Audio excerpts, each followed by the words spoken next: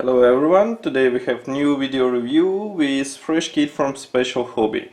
As you can see, it's another 70-second scale release from Czech manufacturer, and this time it copies Arado Ar 96A with Argus IS-10C engine version as it's written here. Moreover, here we have small signs of the marking options which are included into the kit. So there are Royal Hungarian Air Force, German Air Force, and also the Slovak Air Force. So the box design is quite typical for this manufacturer, as well as the size. Here you can see comparison with my hand. I can pick it up with one hand, or maybe I just have such big hands. From the back side, or on the back side, we have 5 marking options which are included into this kit. As you can see, there are 4 airplanes which should be painted in white and 1 in the quite unusual camel scheme.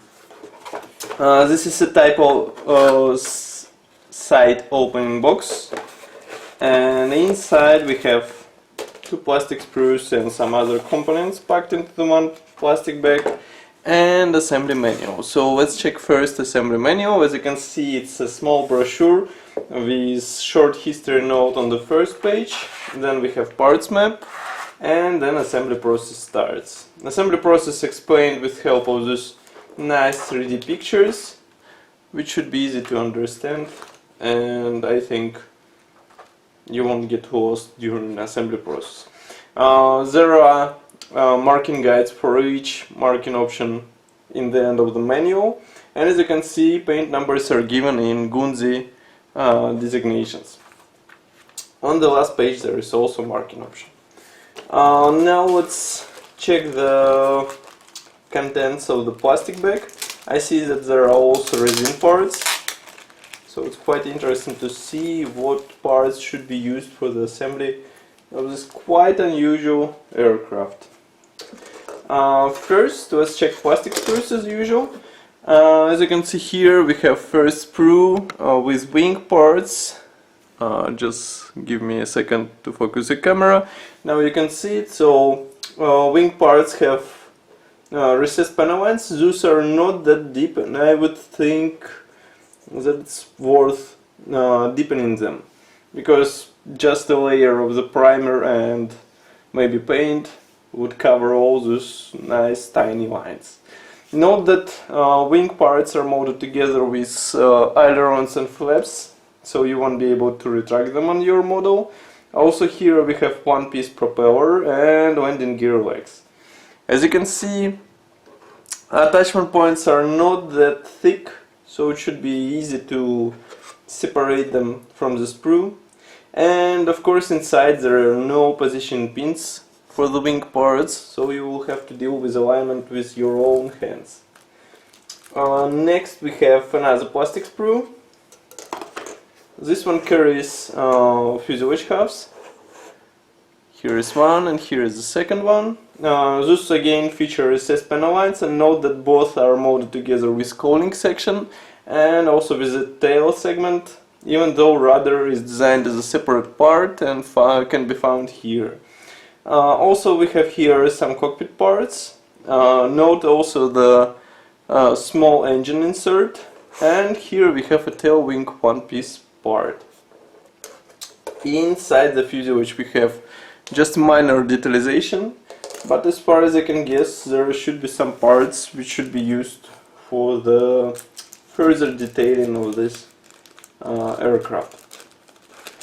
In the separate plastic bag we can find a one-piece canopy, so you won't be able to open the canopy on your airplane, but nevertheless molding quality, as you can see here, very nice, and with some careful masking you can get a very nice model. Then another separate plastic bag carries resin parts. Those 3 resin parts are placed on the one base, and each of them is molded as one piece here. You can see it. So we have here wheels and propeller cone. I think this should be more than enough for the proper detalization. Maybe some modelers would say that It would be also nice to see the cockpit parts molded out of the resin, but nevertheless we have this included into the set. This is a small unpainted PE thread, which is obviously made in cooperation with Edward, as far as you can see. So here we have belts, parts for the dashboard, some external elements as well, and those tiny parts should help you add some finesse to your small airplane. Of course, as you can see here, we have small throughout holes, which should be combined together with the small film, which will copy dials on the dashboard. And the last but not the least is a decal sheet, which is printed. I'm trying to find where it was printed. I see here a dead design logo, but no mention where it was printed, so we can suppose that it was printed there as well. Printing quality is very nice, and we have all necessary symbols for 5 marking options placed here. As you can see, it even features some, let's say, symbolicas which were present on the airplanes from this time.